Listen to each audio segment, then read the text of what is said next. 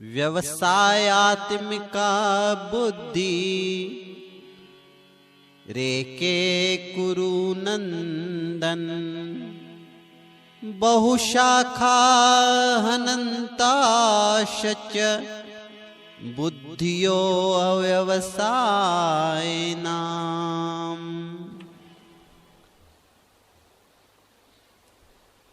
भगवान श्री कृष्ण अर्जुन से कहते हैं कि अर्जुन,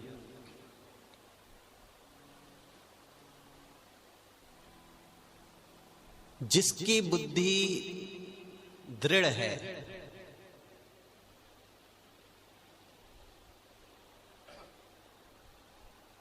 जिसकी बुद्धि में निश्चय दृढ़ है, वह मुझे प्राप्त कर लेते हैं। और कहते हैं कि हे अर्जुन, जिसकी बुद्धि अनंत शाखाओं वाली है, बहुशाखा हनन्ता शच, वह बुद्धि जो है मुझे प्राप्त नहीं कर पाती, और ऐसे इंसान जीवन में कुछ भी नहीं प्राप्त कर पाते। जैसे ऐसे समझे कि धन कमाना एक बुद्धि है। अब धन कैसे कमाएं, कौन सा बिजनेस करें? भाई अनेक बिजनेस हैं। फिर वैसी बुद्धि रहे, कभी सोचे कि किराने दुकान खोलूं, कभी सोचे होटल खोलूं, कभी सोच ले कि भाई फैक्ट्री लगा लूं, कभी सोच ले इलेक्ट्रिकल दुकान खोल लूं। ऐसे सोचता ही रहे बस जीवन भर। तो इसको कहते हैं बहुशाखा। जैसे पेड़ में अनेक शाखाएं होती हैं, ऐसी भी बुद्धि होती है।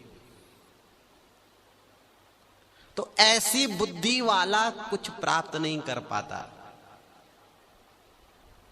बहुशाखाएं कहते हैं कि बुद्धि से अनेक शाखाएं निकलती है, पर जिसकी निश्चय बुद्धि है, दृढ़ बुद्धि है, वह मुझे प्राप्त करता है। ऐसी बुद्धि योग के विषय में कहते हैं। जैसे अब ऐसे समझे आप नित्य आते हैं, तो अब आपकी बुद्धि में ये निश्चय हो गया है कि चाहे कुछ भी हो जाए, हमें ये काम करना ही है।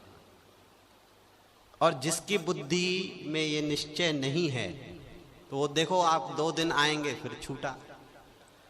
तो ऐसे ही इस काम में नहीं, संसार के काम में भी ऐसी बुद्धि होती है। एक लड़का है, वो भगत है सेवा समिति में। मैंने उससे पूछा कि भाई तू क्या कर रहा है? कहने लगा नौकरी करता हूं। फिर मैंने कहा तू ये काम कर ले। तो कहने लगा मैं ना इसके साथ ना पार्टनरशिप में दुकान खोलना चाहता हूं। मैंने कहा खोल ले भाई।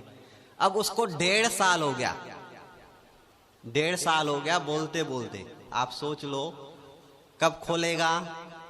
तो ये बुद्धि जो है निश्चय नहीं है जिसका, तो समय भी व्यर्थ, जीवन भी व्यर्थ, सब बातें बेकार हो गई।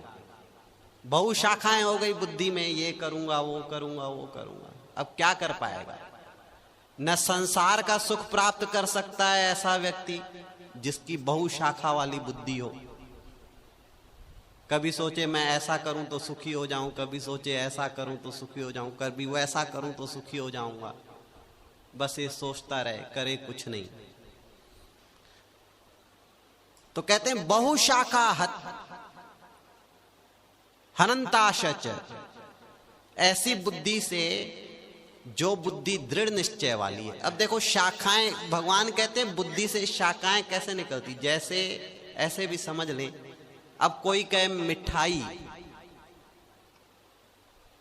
अब आप पूछो किसी से मिठाई खाओगे तो कहे, अब मिठाई से कितनी शाखाएं निकलती? रसगुल्ला, बर्फी, जलेबी, हाँ, पेड़ा, सब तो मिठाई है।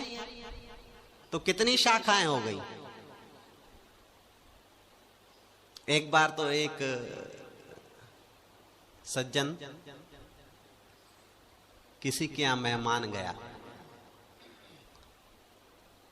तो उस व्यक्ति ने उस मेहमान से पूछा कि भाई आप क्या लेंगे, ठंडा लेंगे कि गर्म लेंगे? तो उसने कहा गर्म चलेगा, अभी ठंड का मौसम है। फिर कहा अच्छा गर्म में क्या लेंगे, कॉफी लेंगे कि चाय लेंगे? उसने कहा चाय ही चल जाएगी। अब देखो शाखाएं कैसे निकल रही हैं। फिर पूछता है अच्छा चाय लेंगे, चाय मीठी लेंगे कि फीकी लेंगे? कहने लगा मीठी। बोले अच्छा मीठी लेंगे, तो अच्छा आप कप में लेंगे कि गिलास में लेंगे? अब देखो शाखाएं कैसे निकल रही हैं। कहने लगा गिलास में लेंगे। अच्छा गिलास में लेंगे, अच्छा गिलास कौन सा, फूल वाला हो कि सादा हो? कहने लगा फूल वाला गिलास हो। तो भक्त्यानी से कहने लगा ये चाय लेंगे फूल वाले गिलास में। अब भक्त्यानी जाने लगी तो कहने लगी फूल वाला तो गिलास नहीं है। बोले तो फिर कैंसल, चाय मत पिलाओ, इन्हें तो फूल वाले गिलास में पसंद है। चाय भी कैंसल। तो कहने का तात्पर्य क्या है, जिसकी बुद्धि अनेक शाखाओं वाली है वह अनेक शाखाएं निकलती जाती हैं उसमें से। ऐसा व्यक्ति निश्चय नहीं कर पाता जीवन में कि मुझे क्या करना है। तो इसलिए भगवान कहते हैं अर्जुन से कि अर्जुन तू भी ऐसे अनेक बातें मत सोच। कभी सोचता है कि ध्यान करूं, कभी सोचता है कि कर्म करूं, कभी सोचता है ये करूं, कभी सोचता है वो करूं। भगवान कहते केवल बुद्धि मुझ में लगा, अपनी बुद्धि को दृढ़ कर, मुझ में निश्चय कर, मुझ में लगा। अपनी बुद्धि में केवल एक ही बात बैठाल कि मुझे भगवान को ही पाना है, परमात्मा की ही प्राप्ति करनी है। अच्छा देखो, जिनकी बुद्धि दृढ़ है, निश्चय वाली है, तो जीवन में कैसी भी परिस्थितियां उनके सामने भी आती हैं। ऐसी बात नहीं है कि केवल ऐसी बुद्धि वालों के सामने आती, सबके सामने। लेकिन जो दृढ़ निश्चय वाले होते हैं वो पार कर जाते हैं। ऐसे ही भगवान कहते हैं जो दृढ़ निश्चय से मेरी ओर बढ़ता है कि मुझे परमात्मा को प्राप्ति करनी है, तो नित्य भगवान के पास बढ़ेगा। फिर वो थोड़ी ना सोचेगा कि संसार ऐसा है वैसा है, जाता हूं तो इतना पेट्रोल लगता है, कुटिया जाता हूं तो क्या मिलेगा, ऐसा थोड़ी ना सोचेगा। ये वो सोचेगा जिसकी बुद्धि अनेक शाखाओं में बटी है। कभी सोचेगा ऐसा करूं, सुबह उठता हूं तो क्या मिलता है, सत्संग में योगा कर लूं। अरे तो उसके लिए अलग समय निकालो, क्योंकि दृढ़ बुद्धि नहीं होने से फिर भगवान की प्राप्ति कैसे होगी। अगर निश्चय नहीं किया आपने कि मुझे नित्य सत्संग में जाना ही है, श्री गुरु महाराज जी के चरणों में जाना ही है, तो फिर कैसे श्री गुरु महाराज जी आपको मिलेंगे। श्री गुरु महाराज जी देखो इस उम्र में भी श्री आरती पूजा में पहुंचते हैं। क्यों? वो दिखाना चाहते हैं कि भाई दृढ़ता से आप अपना काम करो, दृढ़ हो लो। अपने जीवन में बुद्धि के निश्चय को दृढ़ करना चाहिए कि मुझे चाहे कुछ भी हो जाए, मैं भगवान की तरफ बढ़ा हूं तो उसे प्राप्त करके ही रहूंगा, चाहे कितनी भी बाधाएं आ जाएं।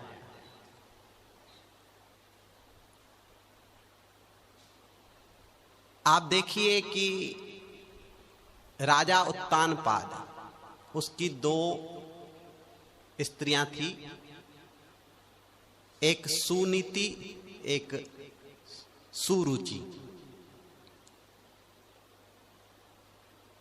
जो सुनीति थी वह सद्विचारों वाली, भक्ति भाव वाली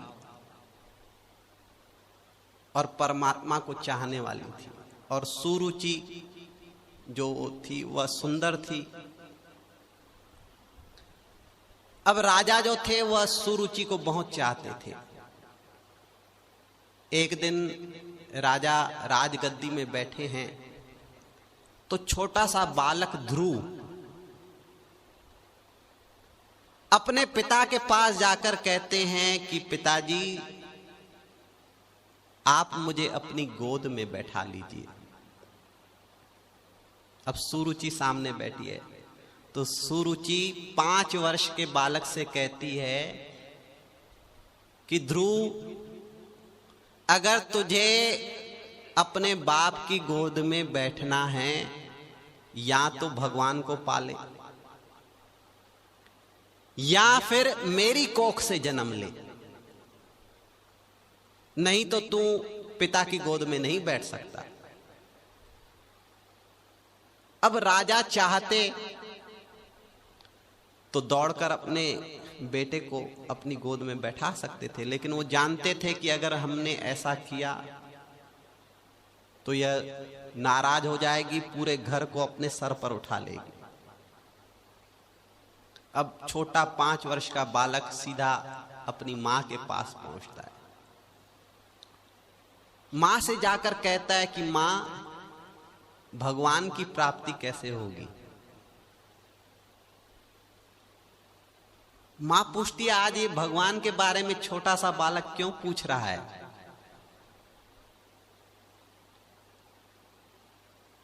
तो मां पूछती है कि बेटा क्या हुआ? तो ध्रुव कहते हैं कि मेरी मां ने, जो छोटी मां है, वो कहती है कि अगर पिता के गोद में बैठना है तो भगवान की प्राप्ति कर, या फिर मेरी कोख से जन्म ले, तभी बैठ सकता है। इसलिए मां, मैं भगवान को पाना चाहता हूं। आप सोचिए सज्जनों कि अगर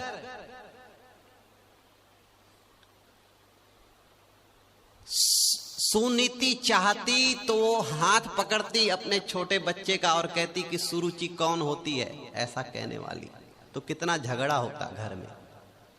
आप विचार करो। लेकिन ऐसी माताओं ने, जिनकी बुद्धि निश्चय वाली थी, उसने फैसला कर लिया और कहा कि ध्रुव, अगर तू भगवान को पाना चाहता है बेटा, तो उसके लिए तप करना पड़ेगा, और तू जा तप कर। अब 5 वर्ष के बेटे को ऐसी माताओं ने इतिहास रच दिया, उन्हीं का नाम है संसार में। और आज ऐसी भी माताएं, बच्चे आना चाहते हैं लेकिन नहीं, मत जाओ, कितने कष्ट है वहां पर, क्या भक्ति करोगे, घर में रहो। तो अब बताओ कि ऐसी भी माताएं जिनकी दृढ़ बुद्धि थी, अगर उस दिन माता ने ये कह दिया होता कि सुरुचि कौन होती, तो आज ध्रुव का इतिहास होता। आप सोचो, जिस ध्रुव के विषय में हम इतना सत्संगों में चर्चा सुनते हैं, ध्रुव तारा, बच्चों को बताते हैं जो बड़ा तारा है बेटा, ये ध्रुव तारा है। तो आप सोचिए, अब ध्रुव जो है दृढ़ निश्चय से उस तरफ चल पड़ा। तो नारद जी ने देखा इतना छोटा बालक। अब देखिए, कठिनाई उसके सामने भी आती है, जो हमारे सामने आती है वो उसके सामने भी आई। वो छोटा बच्चा, नारद जी पूछते हैं बेटा कहां जा रहे हो? कहने लगा भगवान की प्राप्ति करने। तो नारद जी ने कहा कि भगवान ऐसे मिलेंगे क्या? उसके लिए तपस्या करनी पड़ेगी। तो ध्रुव कहता है तपस्या करूंगा। बोले बेटा तपस्या ही नहीं करनी पड़ेगी, भूखा भी रहना पड़ेगा। बोले भूखा भी रहूंगा। बोले बेटा भूखा नहीं रहना पड़ेगा, कितने ही दिन तुझे खड़े होकर तप करना पड़ेगा। अब सोचो, दृढ़ निश्चय। कहता है खड़े होकर भी तप कर लूंगा, लेकिन आज हमें अगर ऐसा कह जाए कि भैया सत्संग में आओ 2 घंटे बैठना पड़ेगा, कल से कहोगे नहीं आएंगे भैया। तो हमारा दृढ़ निश्चय है कहां? इसलिए दृढ़ निश्चय नहीं, इसलिए भगवान की प्राप्ति होती नहीं सज्जनों। हमारी बुद्धि अनेक शाखाओं में बटी हुई है। कभी सोचते हैं और सरल रास्ता मिल जाए, कोई ऐसा वैसा उपाय बता दे तो भगवान की प्राप्ति हो जाए, ऐसा सोचते हैं। हम देखते हैं यहां पर कितने ही लोग आते हैं, फिर उन्हें कोई बताता है यहां पर जाओगे ना ऐसा करवाते हैं, बहुत आनंद आता है, फिर वहां चले जाते हैं। ये बुद्धि ऐसी, फिर वहां चले जाएंगे, वहां जुड़ जाएंगे, फिर वहां जुड़ जाएंगे। तो भगवान कहते हैं ऐसी बुद्धि जो है अनेक शाखाओं में बटी हुई है।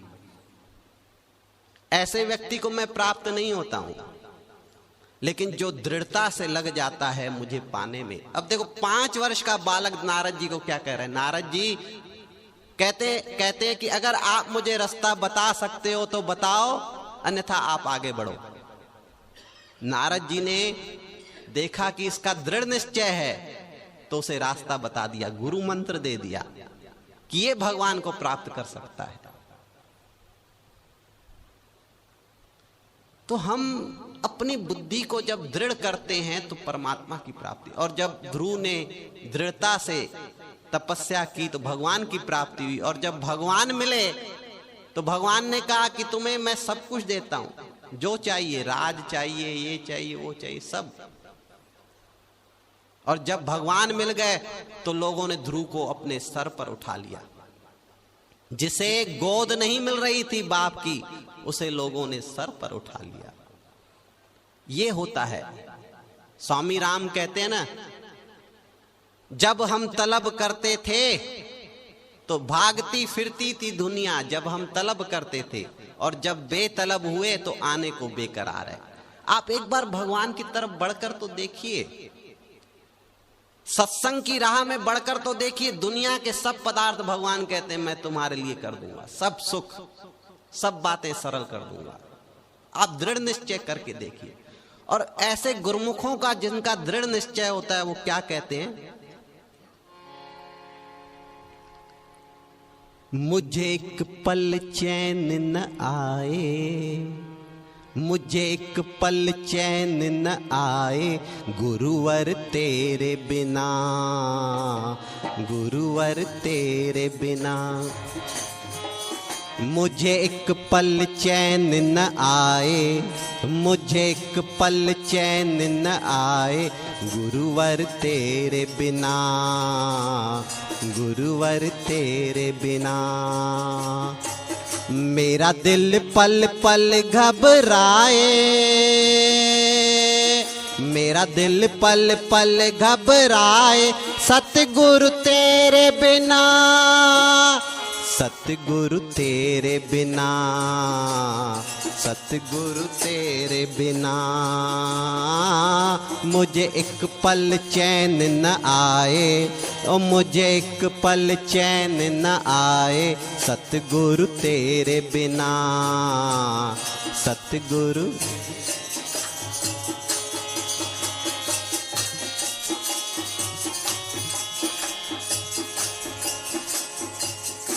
आँख के आंसू पल के भीगी, जिंदगी है धीमी, धड़कन धीमी।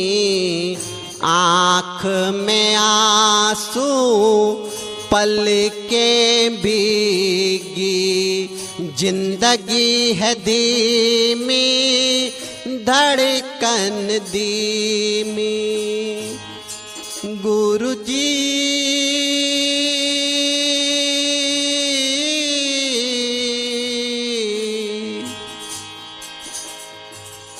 लगता तो बेखबर सा हूँ, लेकिन जानता हूँ तेरी खबर में हूँ। लगता तो बेखबर सा हूं, जब भगवान की तरफ निकलोगे ऐसा लगेगा कि किसी को मेरी खबर नहीं है, बेखबर सा हूं। लेकिन जानता हूं मेरे ऊपर जो विपत्तियां आ रही हैं तुझे पाने के लिए, वो सब तुझे पता है। जानता हूं तेरी खबर में हूं, मैं क्या कर रहा हूं। लगता तो है बेखबर सा हूं, लेकिन जानता हूँ तेरी नजर में हूँ, और तेरी नजर में हूँ तो दाता मैं सबकी।